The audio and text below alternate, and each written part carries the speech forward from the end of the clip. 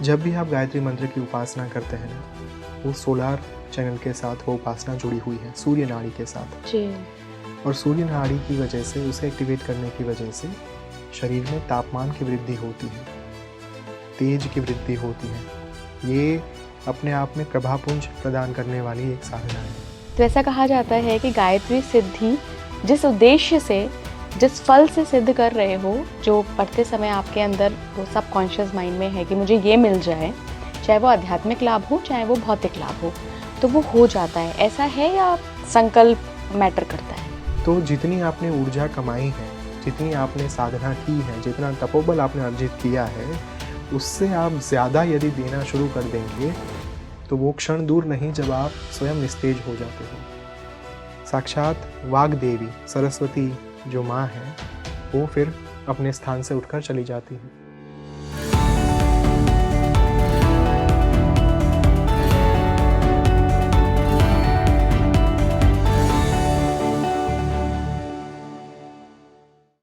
नमस्कार भारत, आप देख रहे हैं स्पीकिंग ट्री। मैं हूं आपके साथ इला गोस्वामी।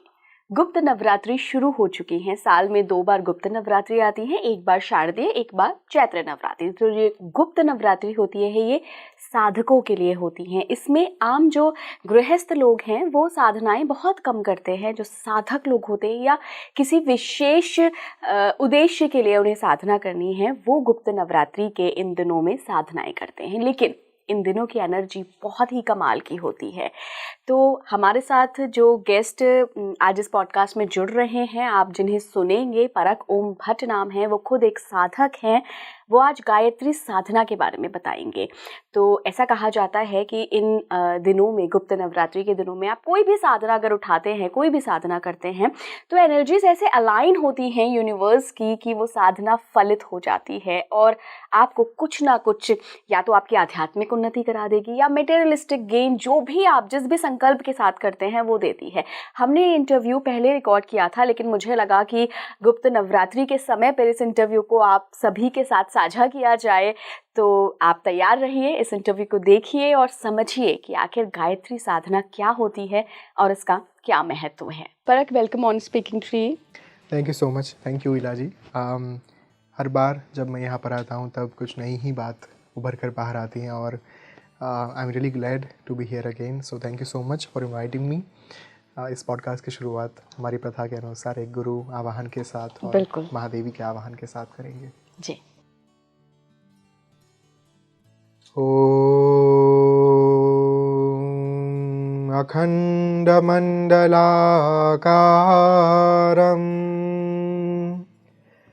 व्याप्तं येन चराचरं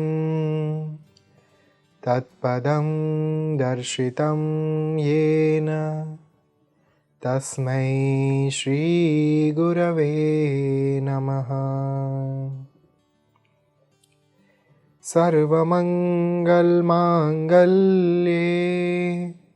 शिवे सर्वार्थसाधिके शरण्ये त्र्यम्बके गौरी नारायणी नमोस्तुते। सर्वप्रथम मैं अपने गुरु श्री ओम स्वामी तथा आप सभी के अंतर में विराजमान माँ आदि पराशक्ति को साष्टांग दंडवत प्रणाम करता हूँ, जिनकी दिव्य प्रेरणा से आज हम सब यहाँ पर एकत्रित हुए हैं। ओम श्री मात्रे नमः। बहुत सुंदर।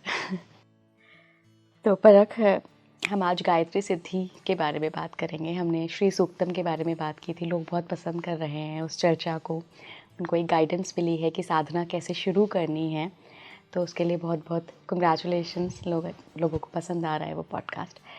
गायत्री सिद्धि का जब नाम आता है तो हम गायत्री मंत्र के बारे में सोचने लग जाते हैं। तो गायत्री सिद्धि क्या गायत्री मंत्र से ही जुड़ी हुई है? सिद्धि वर्ड जो है वो बहुत ही एक सब्जेक्टिव वर्ड है। आप सिद्धि किसे कह रहे हो, उसके ऊपर से इस प्रश्न का उत्तर जो है वो प्राप्त हो सकता है। सबसे पहली बात, गायत्री मंत्र की ही साधना होती है और उसी से सिद्धि प्राप्त हो सकती है।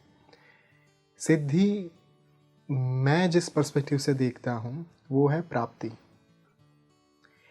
मेरे दृष्टिकोण से सिद्धि का अर्थ ये नहीं है कि सुपरनेचुरल पावर्स आ गए। मेरा दृष्टिकोण ये है कि मंत्र सिद्धि तब होती है जब आपके भीतर आप जिन देवी या देवता की आराधना कर रहे हैं, जिनकी उपासना कर रहे हैं, उनके गुण आना शुरू हो जाए। जब आप अपने इष्ट की तरह बनने लगे, जब आपका भाव उतना प्रबल हो जाए कि आपके और आपके इष्ट के बीच में कोई अंतर ना रहे, दैट इज़ कॉल्ड मंत्र सिद्धि।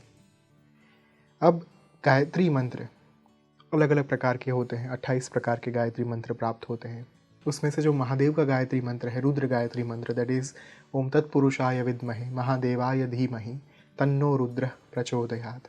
उसके बाद भगवान गणपति का एक गायत्री मंत्र है, गणेश गायत्री मंत्र, दैट इज़ ओम एकदंताय विद्महे वक्रतुंडाय धीमहि तन्नो दंती प्रचोदयात्।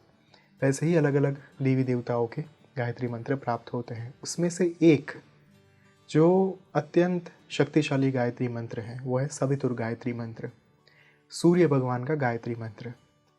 ओम भूर्भुवस्वः तत्सवितुर्वरेण्यं भर्गो देवस्य धीमहि धियो यो नः प्रचोदयात्। चतुष्पदी मंत्र है। चतुष्पदी यानी 4 पदों में विभाजित। पहला पद ओम भूर्भुवस्वः, दूसरा तत्सवितुर्वरेण्यं, तीसरा भर्गो देवस्य धीमहि, चौथा धियो यो नः प्रचोदयात्। इसे इसी क्रम में उच्चारण किया जाता है, इसीलिए इसे कहा गया चतुष्पदी। अब ध्यान देने लायक बात यह है कि गायत्री छंद भी हैं और छंद के भी विभिन्न प्रकार हैं। उसमें से अनुष्टुप छंद, त्रिष्टुप छंद, गायत्री, जगती, पंक्ति जैसे अलग अलग छंद जो है वो शास्त्रों में हमें दिए गए। अब गायत्री मंत्र का जो एक मूल मंत्र है, एक है सवितुर गायत्री मंत्र और दूसरा है मूल गायत्री मंत्र। मूल गायत्री मंत्र जो है उसकी शुरुआत में हम ओम भूर्भुवस्वः नहीं लगाते, जो सवितुर गायत्री मंत्र है उसमें लगाया जाता है। मूल गायत्री मंत्र की शुरुआत होती है तत्सवितुर्वरेण्यं भर्गो देवस्य धीमहि धियो यो नः प्रचोदयात्। अब हम जिस मंत्र के बारे में बात कर रहे हैं इस पॉडकास्ट में, दैट इज़ सवितुर गायत्री मंत्र, जहाँ पर आगे ओम भूर्भुवस्वः हम लगाते हैं। कुल मिलाकर 32 अक्षरों का ये मंत्र है। उसका एक महापुरुष शरण, एक बिगर साधना जो है वो होती है 32 लाख जप के साथ। अब सवितुर गायत्री मंत्र के अनेक मंत्र दृष्टा हैं, एक नहीं है अनेक हैं। 7 मंत्र दृष्टा उसके ऋषि हैं, जिसके बारे में हम आगे बात करेंगे। पर मैं आपको ब्रीफ इतना अभी दे दूं, सवितुर गायत्री मंत्र का एक अर्थ जो है लेमन लैंग्वेज में, कि आप ईश्वर से प्रार्थना कर रहे हैं कि आप मेरी बुद्धि में स्थिर हो और मेरी प्रज्ञा में स्थिर होकर, मेरी मेधा में स्थिर होकर आप मुझे मार्गदर्शन प्रदान करें, ताकि मैं अपने जीवन में भौतिक एवं आध्यात्मिक उन्नति प्राप्त कर पाऊँ। तो यही उसका एक पूर्णतया सुपरफिशियल लेवल में उसका जो है एक अर्थ है उसका। अब क्यों इसे इतना प्रबल मंत्र माना गया? वेद माता के तौर पर इन्हें संज्ञा दी गई है। गायत्री माँ को वेद माता कहा जाता है। क्यों? जब भगवान ब्रह्मा वेदों का निर्माण कर रहे थे उस समय पर उन्होंने गायत्री मंत्र के 24 वर्ण जो है, मूल गायत्री मंत्र के 24 वर्ण हैं, सवितुर गायत्री मंत्र के 32 वर्ण हैं। उनके 24 वर्ण से उन्होंने एक एक अक्षर उठाकर वहाँ से वेदों का निर्माण शुरू किया। और गायत्री मंत्र के 24 अक्षरों के कारण हमें 4 वेद प्राप्त हो पाए। और इसी कारण से जब इन्हें वेद माता कहा गया, क्योंकि ये वेदों के निर्माण के पीछे कारणभूत मंत्र रहा। इसी वजह से इस मंत्र की अधिष्ठात्री देवी को हम कहते हैं वेद माता गायत्री।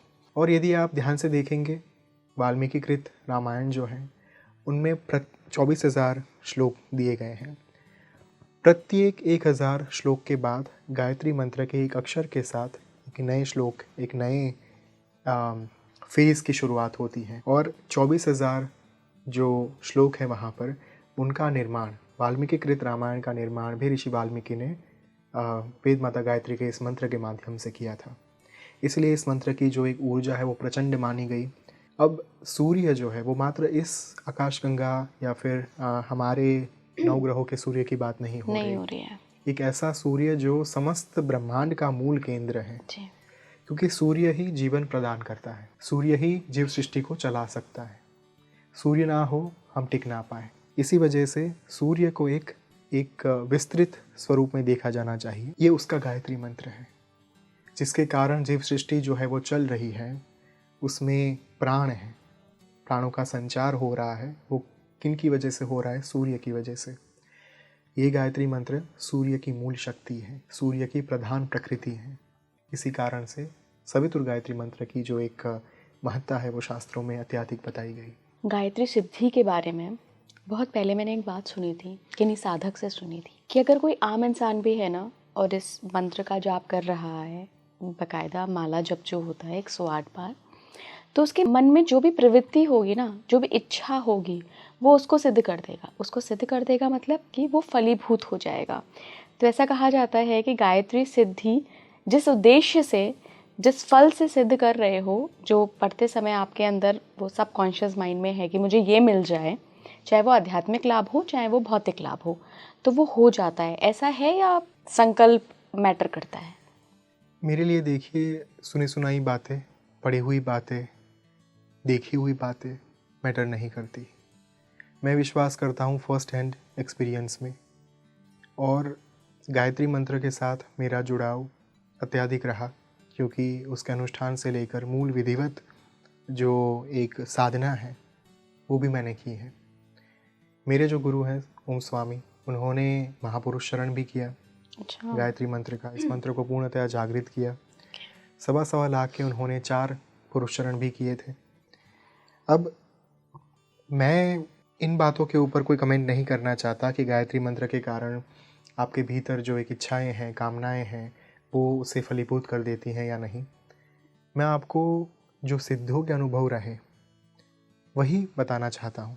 स्वामी जी की एक किताब है the hidden power of Gayatri मंत्र, जहाँ पर उन्होंने अपनी पूर्ण साधना के बारे में और गायत्री साधना कैसे की जाती हैं, उनके विधि विधान के समेत मंत्रों के साथ सारी कुछ चीज़ें वहाँ पर दे दी। मेरा अनुभव ये रहा गायत्री मंत्र की साधना का, और स्वामी जी ने जो बुक में लिखा है वो एकदम एक समान हो गया।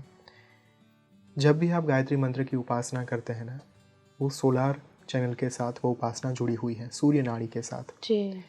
और सूर्य नाड़ी की वजह से, उसे एक्टिवेट करने की वजह से शरीर में तापमान की वृद्धि होती है, तेज की वृद्धि होती है। ये अपने आप में प्रभापुंज प्रदान करने वाली एक साधना है।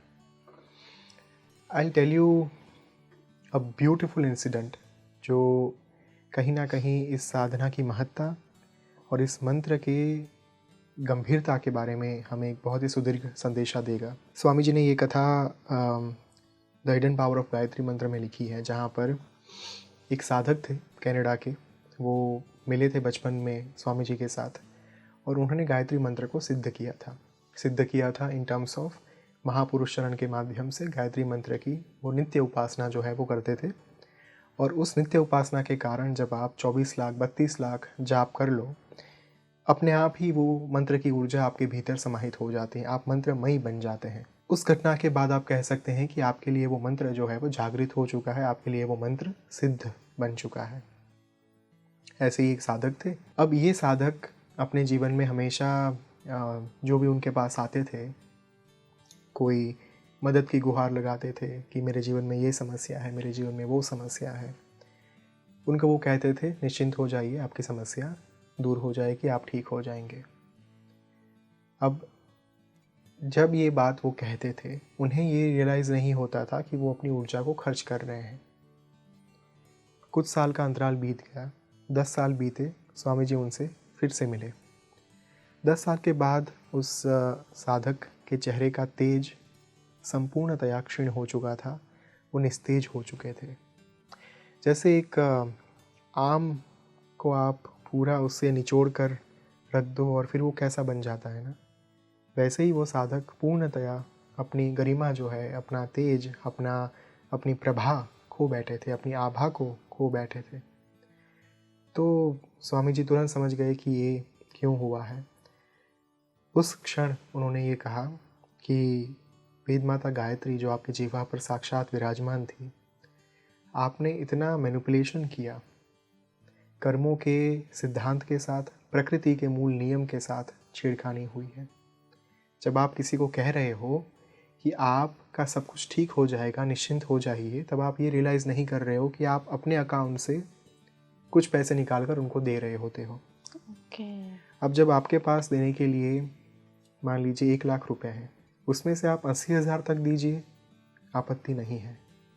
90,000 तक दीजिए, ज़्यादा डिफरेंस नहीं होगा, दान दे दीजिए। पर आप 1 लाख के सामने किसी को 2 लाख का या फिर 2 करोड़ का कमिटमेंट दे देते हैं कि मैं आपको इतने पैसे दूंगा, इतना मैं आपको दान दूंगा।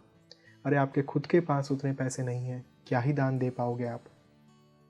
तो जितनी आपने ऊर्जा कमाई है, जितनी आपने साधना की है, जितना तपोबल आपने अर्जित किया है, उससे आप ज़्यादा यदि देना शुरू कर देंगे तो वो क्षण दूर नहीं जब आप स्वयं निस्तेज हो जाते हो।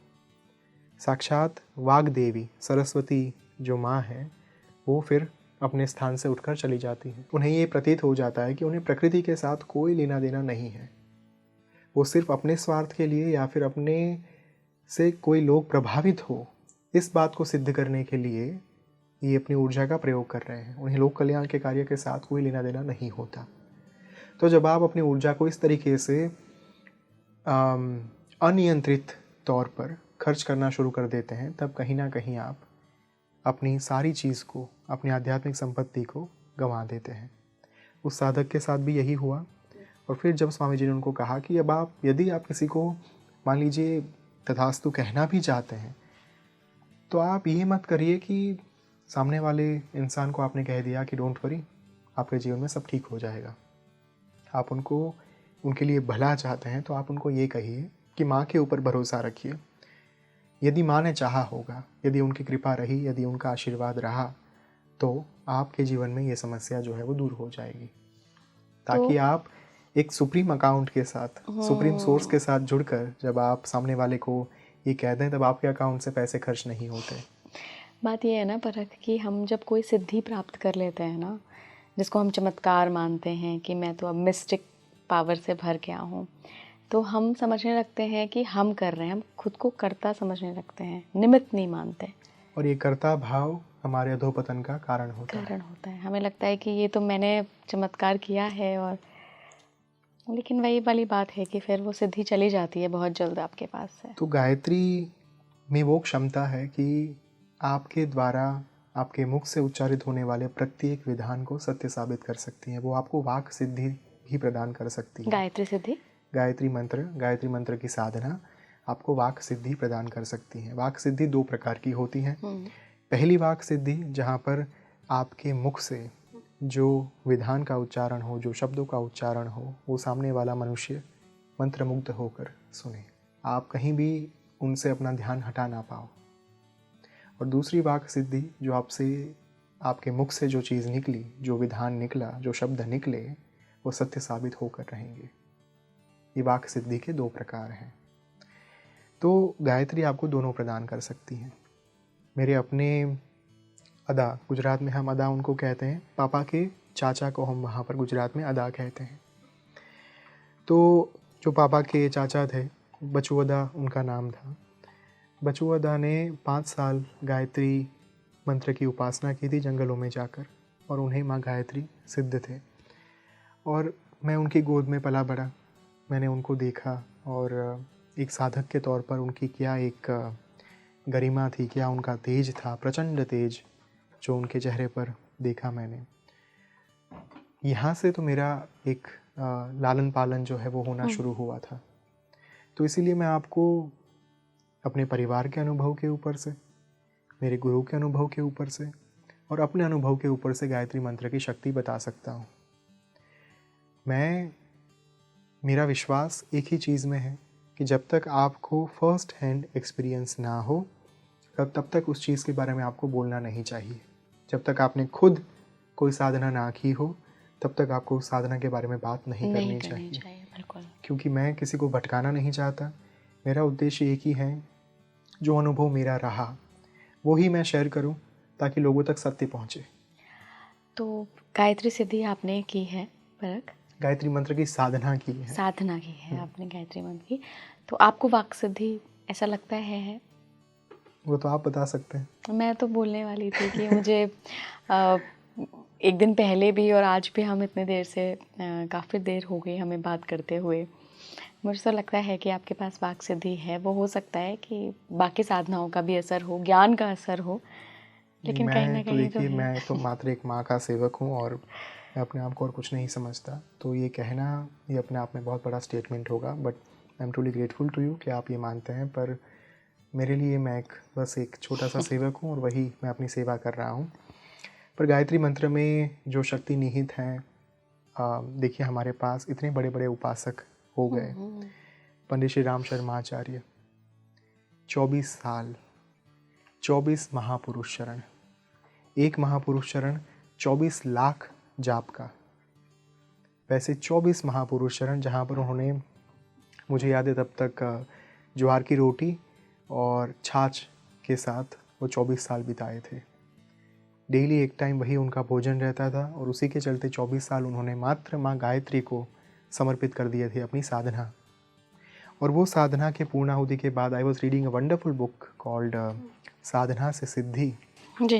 Written by Pandit Shri Ram Sharma Acharya ji. उन्होंने वहाँ पर ये बात जो है वो मेंशन की है कि जब उनकी साधना पूर्ण हुई, उस समय के बाद माँ जब प्रकट हुई, माँ ने पूछा क्या वरदान मांगना चाहते हैं। तो पंडित जी ने कहा कि माँ, मैंने जो साधना की है, मैं चाहता हूँ कि ये 24 महापुरुष चरण का संपूर्ण फल इस विश्व को प्राप्त हो और आपकी ऊर्जा, गायत्री मंत्र की शक्ति प्रत्येक जनमानस तक पहुँचे। मैं ये चाहता हूँ घर घर तक गायत्री पहुँचे। और आप उस समय के बाद, यानी कि आई थिंक 1953 से लेकर उनका एक समय खंड चला 15 साल का, 1968 तक, जहाँ पर उन्होंने गायत्री परिवार की स्थापना करना शुरू किया था। आज गायत्री परिवार, गायत्री मंदिर भारत के हर एक कोने में है।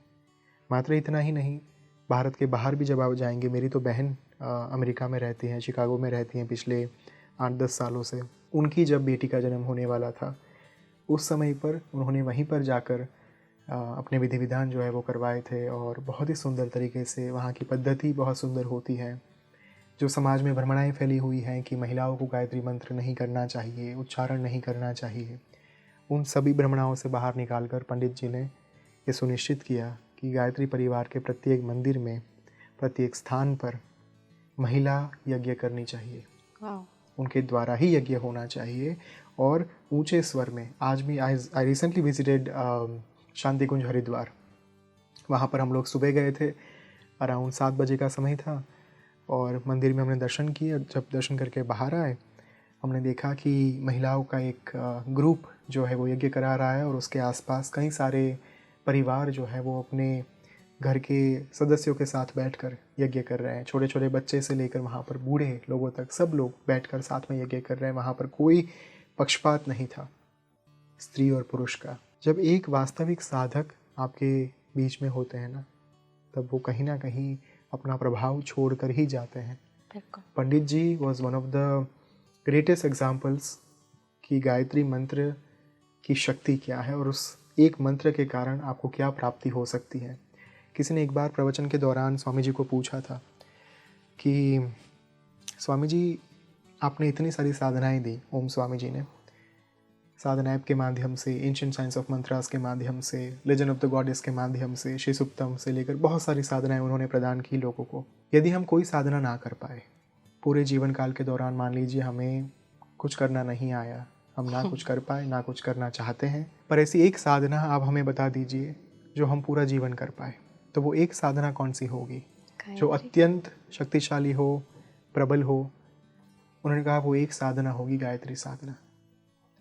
शास्त्रों ने एक ही बात कही इलाजी गायत्री मंत्र के बारे में, महामंत्र जितने जग माही को गायत्री सम नाही। इस पूरे विश्व में, पूरे ब्रह्मांड में जितने भी महामंत्र हैं वो सब अपने अपने स्थान पर, लेकिन उन सभी मंत्रों में जो मंत्र श्रेष्ठ है वो है गायत्री मंत्र। को गायत्री सम नाही, गायत्री के समान और कोई महामंत्र हो ही नहीं सकता। दिस इज़ वाई बचपन से लेकर आज तक आप देखिए उस मंत्र का प्रभाव कितना होगा। हमारी पीढ़ियाँ तैयार हो गई आने वाली पीढ़ी तैयार हो रही है, नई पीढ़ियाँ आ रही हैं, लेकिन गायत्री मंत्र हर एक परिवार में, हर एक पीढ़ी में कॉमन है। जब भी एक बच्चा बड़ा होता है, सबसे पहले या तो उन्हें गायत्री मंत्र सिखाया जाता है, सबसे पहले या तो उन्हें मृत्युंजय मंत्र सिखाया जाता है कि बेटा या तो ओम त्र्यंबकम यजामहे करके बाहर निकलो, या तो ओम भूर्भुवः स्वः करके घर से बाहर निकलो। परक फिर भी आप एक बहुत बड़ा अंतर देख नहीं रहे हैं कि बचपन से ही गायत्री मंत्र सिखा दिया जाता है। मैंने हर बच्चे के मुंह से सुना, उनके घर जाओ ना, बच्चा सबसे पहले कहता है आंटी आंटी एक मंत्र सुनाओ, गायत्री मंत्र ही होता है।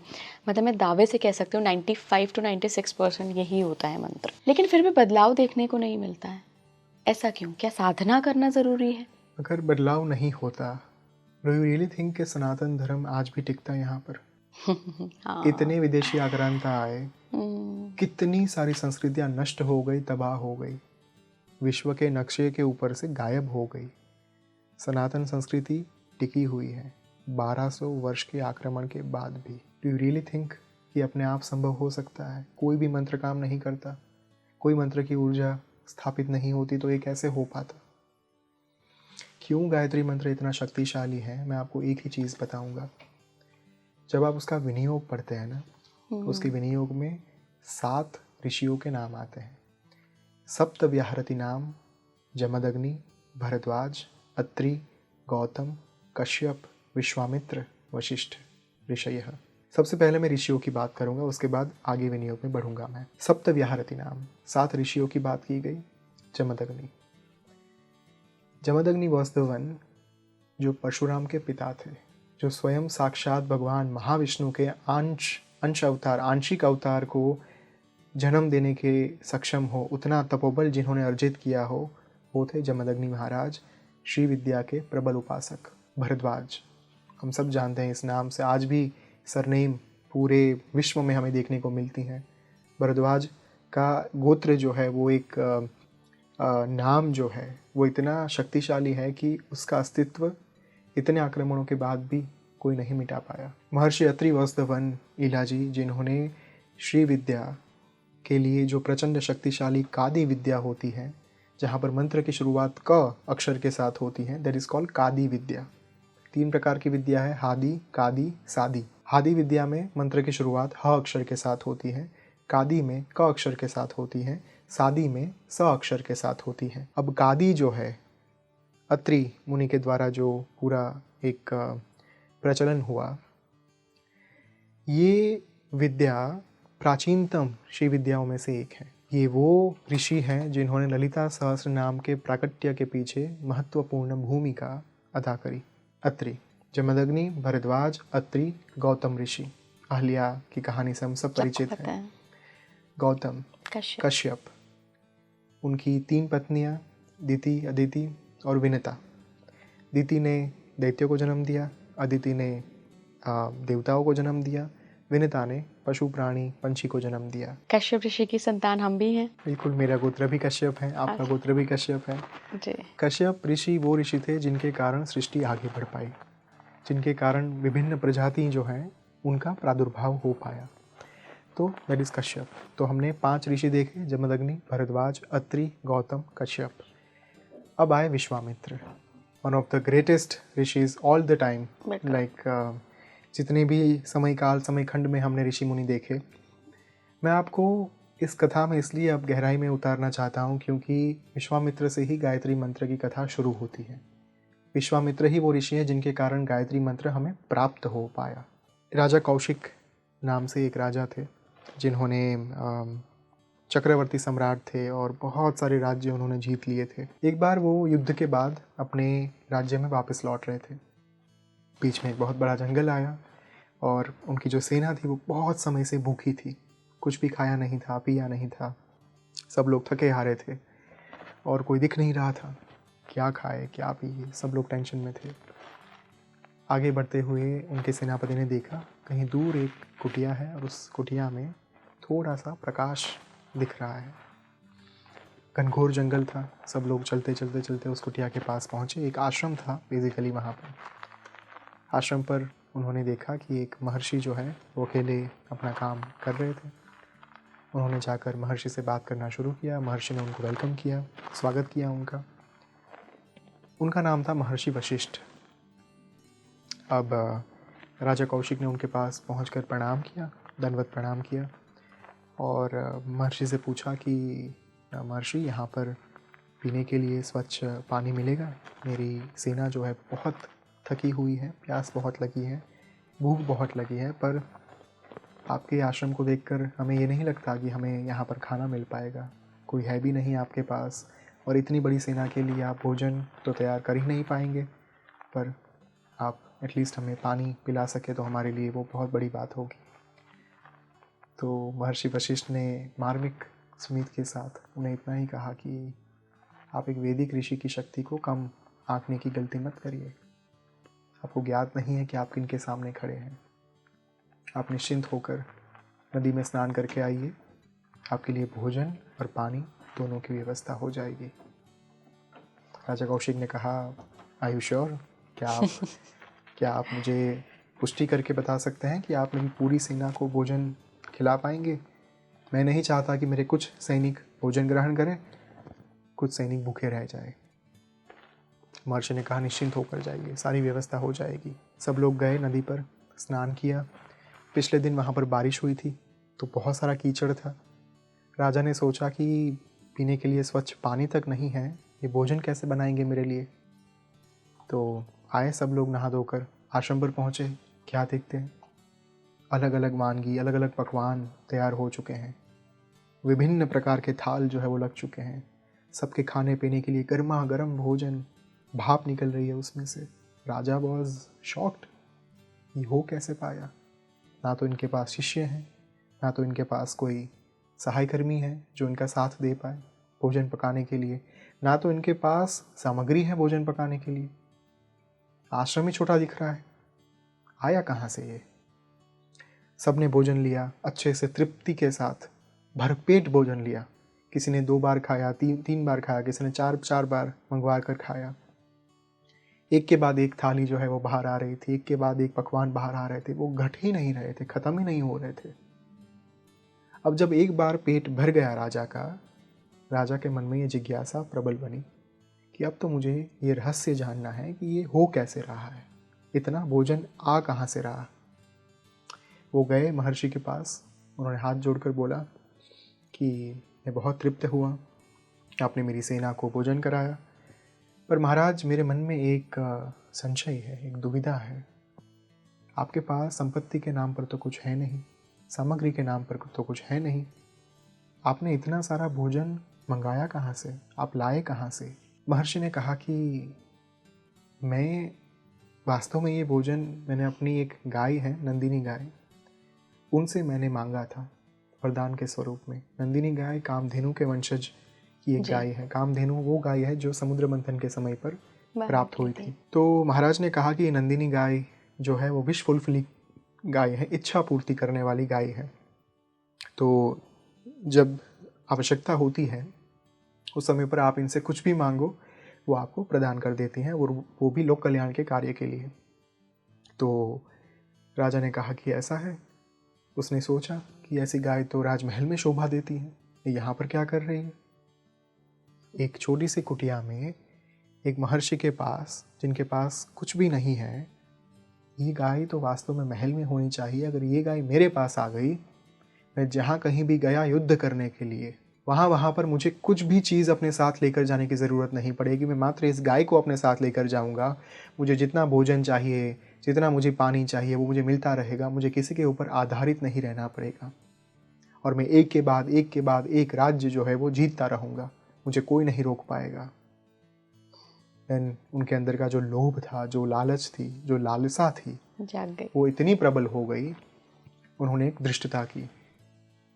उन्होंने कहा, महाराज ये गाय आप मुझे दे दीजिए। आप जो चाहते हैं स्वर्ण मोहरे ले जाइए। आप मेरा राज्य चाहते हैं, मैं आपको राज्य भी दान में देने के लिए तैयार हूँ।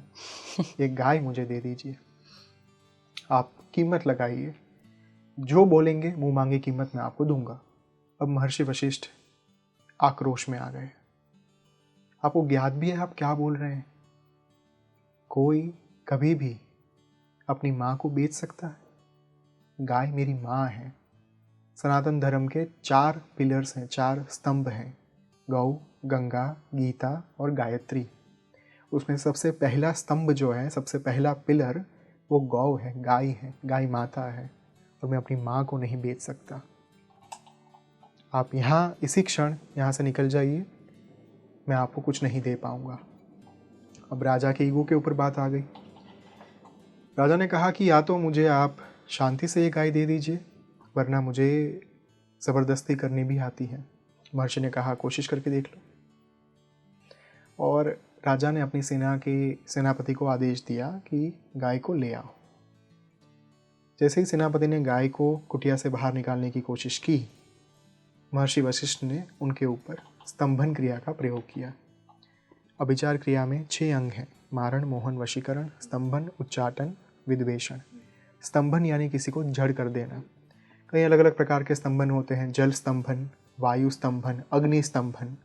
अब जब आप जल स्तंभन यानी कि मान लीजिए सुनामी आ रही है, उस समय पर जल स्तंभन कोई कर रहा है तो उसके माध्यम से सुनामी को शांत कर पाना संभव है। वायु स्तंभन जहाँ पर आंधी आ रही है उस समय पर लोगों को बचाने के लिए उसका प्रयोग किया जाता है।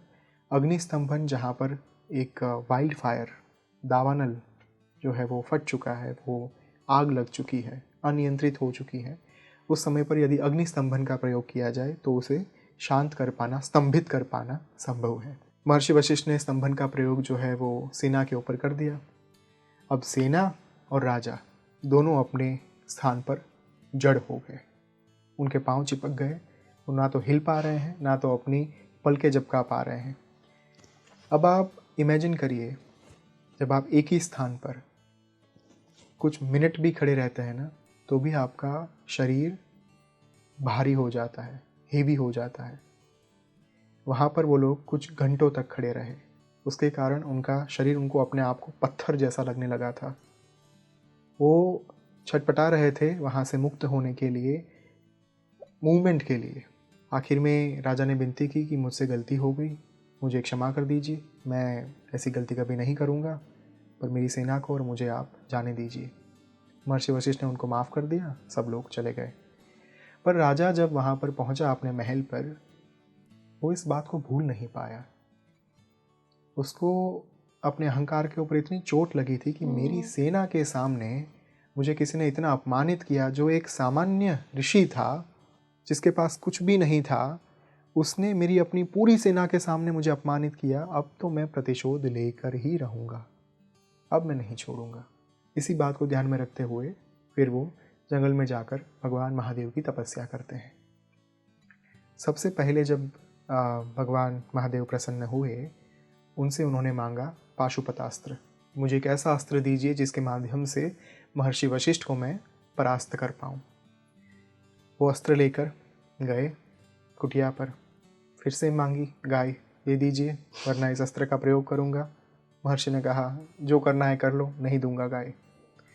जैसे ही राजा ने पाशुपतास्त्र का प्रयोग किया, महर्षि वशिष्ठ के पास एक दंड था, ब्रह्मदंड। उन्होंने उस दंड को जमीन पर प्रहार किया उसका, और दंड के अंदर पाशुपतास्त्र आकर समाहित हो गया। कुछ भी असर नहीं हुआ, और जैसे ही फिर से एक बार उन्होंने दंड का प्रहार किया, ज़मीन पर उन्होंने टकराया उस दंड को, पाशुपतास्त्र निकलकर राजा की ओर पहुंचा और राजा ही परास्त हो गया। रिबाउंड हुआ उनका अस्त्र। अब फिर से एक बार माफ़ी मांगकर निकल गए, लेकिन प्रतिशोध की ज्वाला इतनी प्रबल हो चुकी थी उनकी। अब उन्होंने सोच लिया महादेव किसी काम के नहीं है, महादेव की उपासना कर ली, निरर्थक है, अब मैं ब्रह्मा की उपासना करूँगा, अब मैं प्राप्त करूँगा ब्रह्मास्त्र।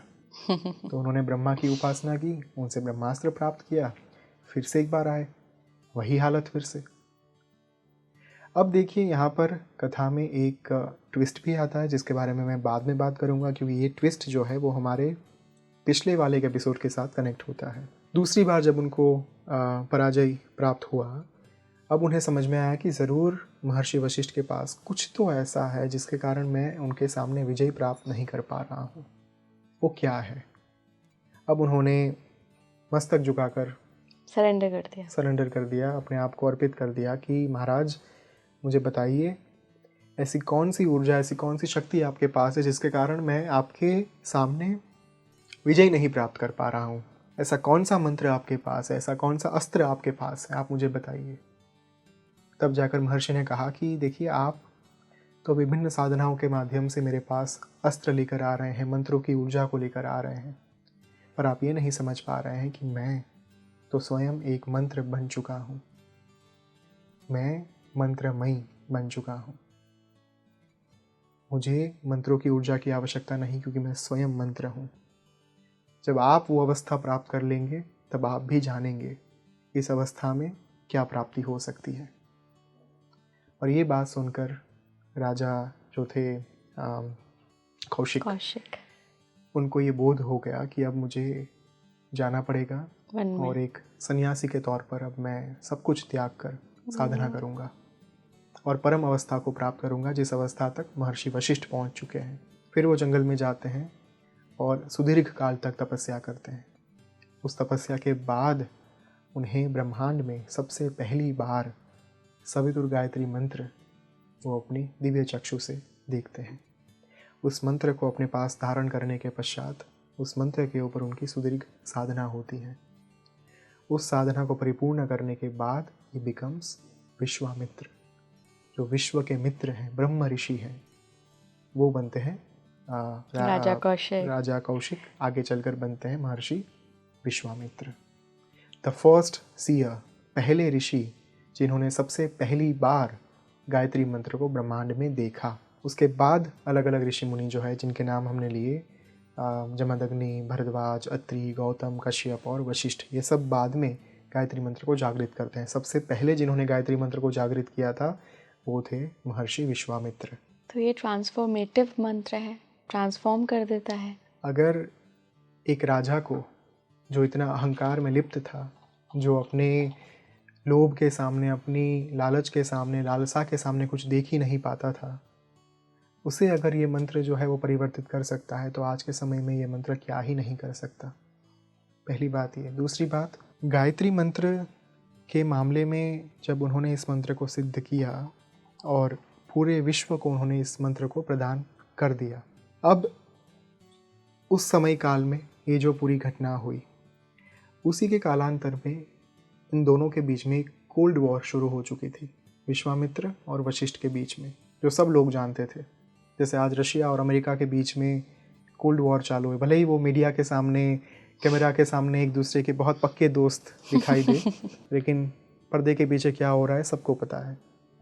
वैसे ही वशिष्ठ और विश्वामित्र के बीच में उसी कालखंड से एक शीत युद्ध जो है वो चल रहा था, बहुत पहले से। हमने एक एपिसोड बनाया था श्री सूक्तम के बारे में जी। श्री सूक्तम के बारे में बात कहते वक्त जो मुझे यहाँ पर ये बात एड ऑन करनी होगी, एक समय ऐसा आया जब महर्षि विश्वामित्र इतने ज़्यादा क्रोध में आ चुके थे वशिष्ठ को परास्त करने के लिए, सिद्ध होने के बावजूद उन्होंने दैत्यों के साथ हाथ मिला लिए और महर्षि वशिष्ठ के आश्रम के ऊपर आक्रमण किया। अब कुछ शास्त्रों में ये भी वर्णन प्राप्त होता है कि महर्षि वशिष्ठ के पुत्रों के ऊपर अभिचार क्रिया हुई थी, मारण क्रिया हुई थी, जिसके कारण उनके समस्त पुत्रों का जो एक वंश था वो तबाह हो गया, कोई नहीं बचा। किंतु जब विश्वामित्र के द्वारा ये घटना की गई, जब उनके पूरे परिवार के ऊपर हमला किया गया, उनके पत्नी से लेकर अर्धांगिनी से लेकर जितने भी बच्चे थे, पौत्र थे, सबको मार दिया गया। उनकी जितनी भी वर जो वधू होती है, पुत्र वधू जिनकी भी थी, उन सभी को भी मार दिया गया। और महर्षि वशिष्ठ उस समय पर बाहर थे। जब वो आश्रम आते हैं, वो क्या देखते हैं कि सब कुछ तबाह हो गया है। उसी समय पर उन्होंने तय कर लिया कि अब मैं इस युद्ध से थक चुका हूँ, मैं नहीं इसे करना चाहता आगे। और वो जाकर अपने आप को आत्मविलोपन के लिए चले जाते हैं कि अब मैं नदी में डुबकी मारकर अपने आप को विसर्जित कर दूंगा, ताकि मेरा शरीर तक किसी के हाथ में ना आए, जो इतना तेजोमय है, जिसमें साधना की इतनी शक्ति जो है वो समाहित हो चुकी है। मैं वो अपना शरीर भी किसी के हाथ में ना आए, इस उद्देश्य के साथ मैं सब कुछ छोड़कर चला जाऊंगा। तो वो जाते हैं और तुरंत महर्षि वशिष्ठ तो भगवान ब्रह्मा के डायरेक्ट लीनिएज में आते थे। तो ब्रह्मा जी चिंतित हो जाते हैं कि ये तो क्या करने प्राण जा रहा है त्याग मेरा रहे हैं। पुत्र, आत्मविलोपन करने जा रहा है। वो डायरेक्टली भागकर भगवान विष्णु के पास जाते हैं। भगवान विष्णु उस समय पर उन्हें कहते हैं कि चिंता मत करिए, कुछ नहीं होगा। स्वयं माँ लक्ष्मी जो है वो उनका रक्षण करेंगी अन्नपगामिनीम बनकर। अन्नपगामिनीम यानी जो स्थिर है, जिसका कोई विभाजन नहीं हो सकता, जो आपसे दूर हट नहीं सकता। अब लक्ष्मी माँ ने महर्षि वशिष्ठ को इस तरीके से बचाया, जिस नदी में वो कूदने वाले थे, छलांग लगाने वाले थे, उस नदी को उन्होंने 2 भागों में विभाजित कर दिया और वो उनकी मृत्यु प्राप्त नहीं हो पाई महर्षि वशिष्ठ को। उस समय पर माँ को एक नाम दिया गया लक्ष्मी मनपगामिनीम। अन्नपगामिनीम नाम से माँ जो है वो प्रचलित हुई। इसी कारण से श्री सुक्तम के दूसरे मंत्र में एक नाम आता है, ताम आवह जात वेदो लक्ष्मी मनपगामिनीम यस्याम हिरण्यम विंदेयम गामश्वम पुरुषानहम। ओम अन्नपगामिन्यै नमः माँ का एक मंत्र है, श्री सुक्तम का एक प्रचंड शक्तिशाली मंत्र है, विच इज ओम अन्नपगामिन्यै नमः। वहाँ से ये पूरी कथा जो है वो जुड़ी हुई है। लेकिन ये कथा का अंत जो है वो यहाँ पर नहीं होता। महर्षि वशिष्ठ को बचाया गया माँ लक्ष्मी जी के द्वारा। वो वापस आते हैं आश्रम पर। आश्रम पूरा सुलग रहा होता है अग्नि की ज्वाला में। उसके बीच में कहीं एक छोटा सा ढेर है। उस ढेर के बीच में से वेद गान की आवाज़ आ रही है। वेदों का गान उन्हें सुनाई दे रहा है। आश्चर्यचकित हो जाते हैं कि मेरा तो सब कुछ तबाह हो चुका था, नष्ट हो चुका था। ये वेदों का अध्ययन, वेदों का पाठ, वेदों का गान कौन कर रहे हैं? जब वो नज़दीक जाकर देखते हैं तो उन्हें अपनी पुत्र वधू दिखाई देती हैं। शक्ति ऋषि जो थी उनकी अर्धांगिनी उनको दिखाई देती हैं। शक्ति ऋषि उनके पुत्र थे महर्षि वशिष्ठ के। अब उनसे पूछते हैं कि आप कैसे बच गए? मुझे तो लगा था मेरा सब तबाह हो गया, मेरे सारे वंश का निकंदन निकाल दिया गया है। तब उनकी पुत्रवधू ने कहा कि जब मेरे ऊपर ये हमारे वंश के ऊपर आक्रमण हुआ था तब मैं बाहर गई थी आश्रम से पानी भरने के लिए। मैं नदी के पास थी, किसी ने मुझे देखा नहीं, इसलिए मैं बच गई। तो महर्षि वशिष्ठ ने पूछा कि ये वेदों का गान कौन कर रहे हैं? ये आवाज़ कहाँ से आ रही है? तब पुत्रवधू ने कहा कि मेरे गर्भ में आपका पौत्र जो है, आपका अंश, वो पल रहा है। और वो आगे चलकर एक छोटी सी बात बताकर मैं रिवील करूँगा कि ये कौन थे। तो महर्षि वशिष्ठ इस बात को सुनकर इतना ज़्यादा खुश हो गए, इतना ज़्यादा प्रसन्न हो गए कि मेरा वंश बच गया। उन्होंने अपनी पुत्रवधू को कहा, निश्चिंत हो जाइए, इस एक बालक को साक्षात भगवान विष्णु के कृपा के कारण बचाया गया है। मैं इसे इतना प्रचंड शक्तिशाली बनाऊंगा कि ये आगे चलकर सनातन धर्म की पूरी तस्वीर बदलेगा। ये एक बालक समस्त धर्म को और हमारी संस्कृति को पुनर्व्याख्यायित करने का कार्य करेगा और इसके द्वारा जो कार्य होगा उस कार्य को सभी लोग युग युगांतर तक याद रखेंगे। और वो बालक था ऋषि पराशर, जिनके कारण महर्षि वेदव्यास की प्राप्ति हुई, जिनके कारण हमें 4 वेद की प्राप्ति हुई। ऋषि पराशर वो अस्तपन जिन्होंने मेरी जो लीनिएज है, स्वामी जी की लीनिएज, उदासीन संप्रदाय, उसका जो मूल मंत्र है, जो महादेव और माँ लक्ष्मी से, भगवान विष्णु से जो मंत्र प्राप्त हुआ, वो दोनों मंत्र जब कंबाइन हुए, वो मंत्र अथर्ववेद में कहीं पर था। उसी में से निकाल कर ऋषि पराशर ने वेदव्यास महाराज को दिया। ये इतनी सुदीर्घ कथा जो है वो वहाँ से चलती हुई आई है और ये पूर्ण कथा जो है वो कहीं ना कहीं गायत्री मंत्र के साथ, श्री सुक्तम के साथ बहुत ही गहराई से जुड़ी हुई है। बिल्कुल बिल्कुल, मैं तो खो गई थी परख आपकी कथा में। मतलब आप जिस तरीके से सुना रहे थे और सारे चीज़ें आपने इंटरकनेक्ट कर दी, पूरा आप हमारी सनातन सभ्यता के इतिहास में ले गए। मैं इसको इतिहास ही कहूँगी, लोग माइथोलॉजी कहने लग गए हैं इसको, बट ये इतिहास है हमारा, पौराणिक इतिहास है जिसे कोई नकार नहीं सकता। इनफैक्ट गायत्री की शक्ति के बारे में मतलब मुझे भी अंदाज़ा नहीं था कि इतनी बड़ी शक्ति छुपी है गायत्री में, जिसको हम नॉर्मली ऐसे ही पढ़ देते हैं मंत्र, लेकिन अगर आप साधना के रूप में उसको सिद्ध करते हैं तो वो आपकी लाइफ भी बदल देगा। जैसे विश्वामित्र, राजा कौशिक से विश्वामित्र ऋषि। और ये साधना, मैं अब प्रैक्टिकल एस्पेक्ट के बारे में भी बात करना चाहता हूँ, क्योंकि मैं मानता हूँ कि मुझे सिर्फ थियोरेटिकल बात करके लोगों को ये संदेश नहीं देना है कि ये कितनी बड़ी साधना है। क्योंकि जब आप ये बातें सुनते हैं ना, फिर प्रश्न यही आता है कि अब आपने ये तो बता दिया कि ये साधना कितनी महत्वपूर्ण है, इसका सिग्निफिकेंस क्या है, पर आप ये भी बता दीजिए कि ये साधना करनी कैसे है। बताइए कैसे करनी है। देखिए, इसके 3 पुरुष चरण होते हैं, 3 पड़ाव होते हैं। सबसे पहला पुरुष चरण जो है उसे कहा गया लघु पुरुष चरण, जो है 3 दिन से लेकर 9 दिन की साधना आप कर सकते हैं यहाँ पर। यदि आप बिगिनर हैं, एक शुरुआती साधक हैं, तो आप बड़ी उपासना, बड़ा संकल्प नहीं ले सकते। संख्या कितनी होगी आपके ऊपर है। मान लीजिए आप 11,000 मंत्र का एक संकल्प ले रहे हैं या फिर 10,000 का ले रहे हैं, तो आपको, यदि आपने 9 दिन का अनुष्ठान लिया है तो आप 9,000 का ले रहे हैं फॉर एग्जांपल, तो एक दिन में 1,000 जाप यानी कि 10 माला डेली करनी है। उस हिसाब से आप 9 दिन में 9,000 जाप पूर्ण कर पाएंगे। 3 दिन का ले रहे हैं तो आप उस हिसाब से अपना संकल्प लीजिए।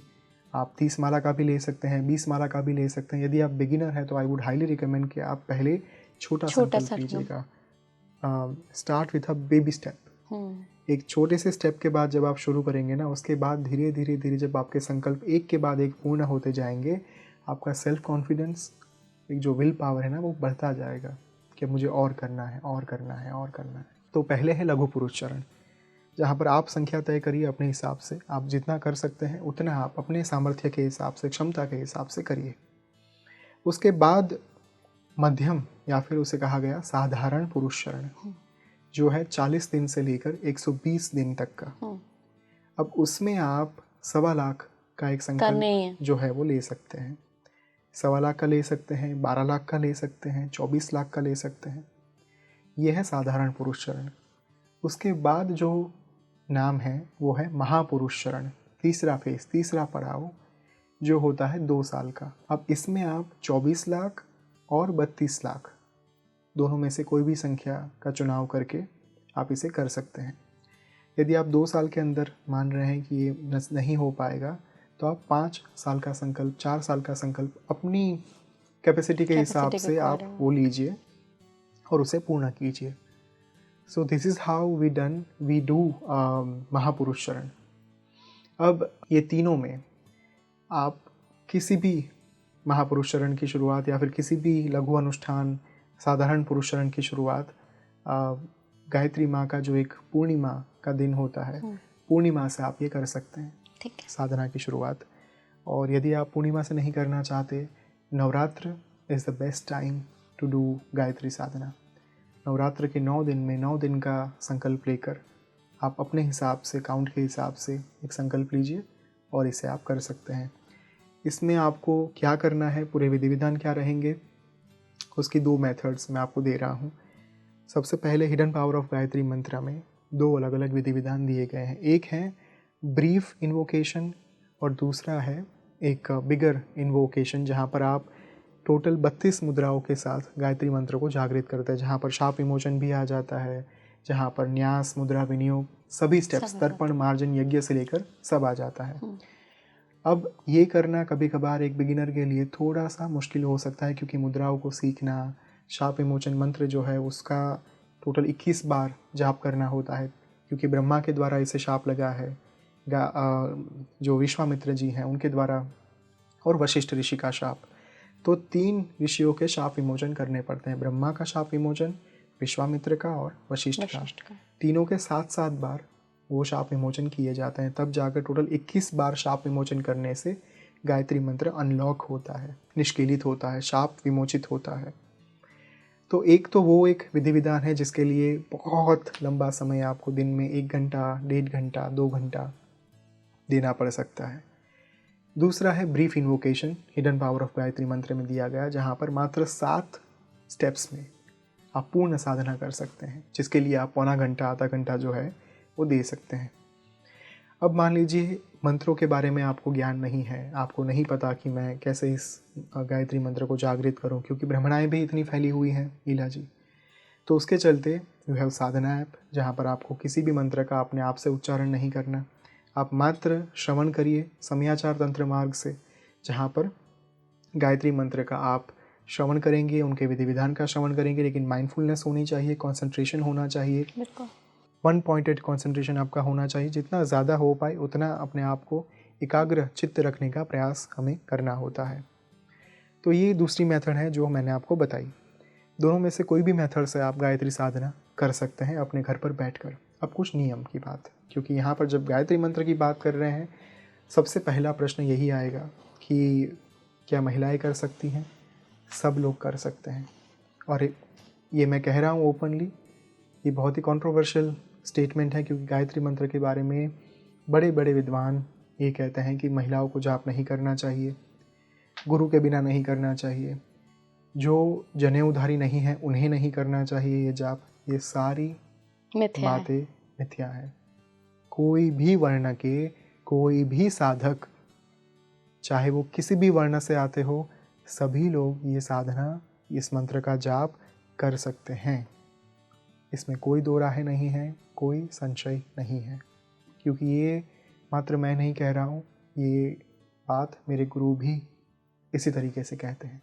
दूसरी बात, इस मंत्र के लिए आपको कोई दीक्षा की आवश्यकता नहीं, आपको जनेऊ की आवश्यकता भी नहीं है।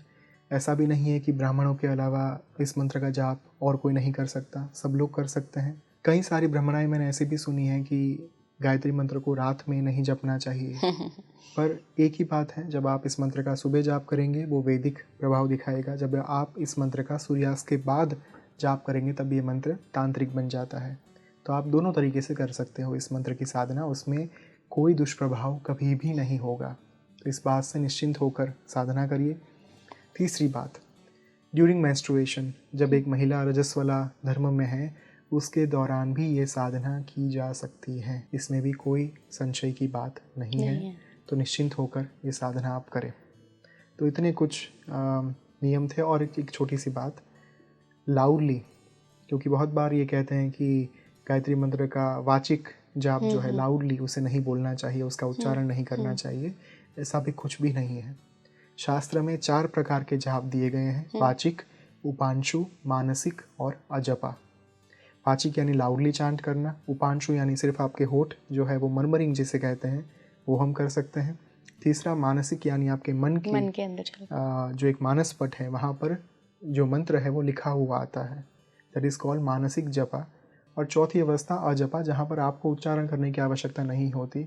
यहाँ पर हम बात भी कर रहे हैं तो भी हमारे मन में back of the mind subconsciously वो मंत्र निरंतर चांट होते रहता है। तो ये चारों प्रकार के जाप आप कभी भी कर सकते हैं।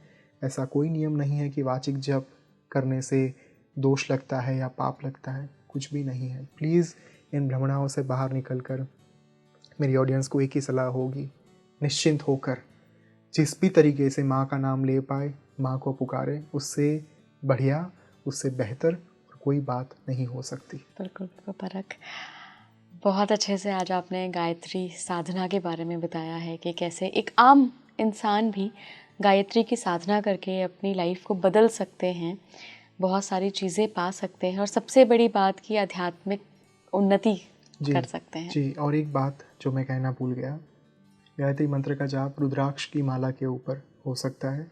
पंचमुखी रुद्राक्ष जो है वो आप कहीं से भी 108 रुद्राक्ष की माला लेकर उसके ऊपर गायत्री मंत्र का जाप कर सकते हैं कहीं पर भी। और ऐसा भी नहीं है कि आपको उस माला को गले में धारण करना है या पूजा घर में रखना है, आपकी जो इच्छा है उस तरीके से आप करिए। गौमुख में रख कर आप उस मंत्र का जाप कहीं भी कैसे भी कर सकते हैं। तो निश्चिंत होकर गायत्री को करिए, चाहे आप कार में हैं, बस में हैं, फ्लाइट में हैं, किसी भी अवस्था में इस मंत्र का जाप किया जा सकता है। बिल्कुल बिल्कुल। थैंक यू सो मच परख, जुड़ने के लिए। बहुत अच्छी जानकारी आज आपने साझा की है। जिस श्री विद्या और श्री सूक्तम की बात परख जी ने अभी ऋषि वशिष्ठ और विश्वामित्र की कहानी में जोड़ी थी, उसका लिंक भी आपको डिस्क्रिप्शन बॉक्स में और कमेंट बॉक्स में मिल जाएगा, वहाँ से आप उस पॉडकास्ट को भी देख सकते हैं। बहुत ही बेहतरीन साधना के बारे में उसमें भी विस्तार से बताया गया है। बाकी कैसा लगा आपको ये पॉडकास्ट, मुझे ज़रूर कमेंट बॉक्स में बताइएगा, और कब से आप ये गायत्री साधना शुरू कर रहे हैं वो भी बताइएगा। जुड़े रहिए स्पीकिंग ट्री के साथ। नमस्कार।